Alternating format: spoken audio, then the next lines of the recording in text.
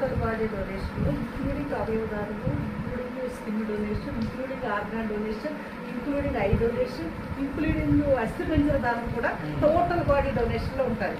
ఒకవేళ మేము న్యాచురల్గా చనిపోయామనుకోండి, ఏ యాక్సిడెంట్ అవ్వకుండా, అప్పుడు మా బాడీ నుంచి పనికి వచ్చేవి స్కిన్ పనికి వస్తుంది. చనిపోయిన తర్వాత మన అస్థిపంజరం కూడా పనికి వస్తుంది. మన చనిపోయిన 6 గంటల లోపల మన కార్యాన్ని తీసుకుని 2 మందులు గమనిస్తారు. ఇక మిగతా బాడీని పరిశోధనలకు ఉంచేస్తారండి. ఇది న్యాచురల్ డెత్. కానీ అనుకోకుండా వందల మంది, అంటే ప్రతి సంవత్సరం మన భారతదేశంలో లక్షల మంది యాక్సిడెంట్ గురించి చనిపోతున్నారు. బ్రెయిన్ డెడ్ అంటారు. మరి వాళ్ళు తీసుకెళ్ళి కాపాడుకోవాలని చెప్పేసి యాక్సిడెంట్లు గాయపడ్డ వాళ్ళని తీసుకెళ్ళి హాస్పిటల్లో పెడుతూ ఉంటారు.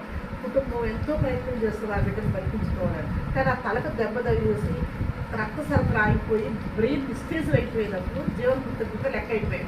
అలాంటి వ్యక్తి శరీరంలో అవయవాలన్నీ సజీవంగా ఉంటాయండి. అవయవాలన్నీ పనిచేస్తుంటాయి. ఆ అవయవాలు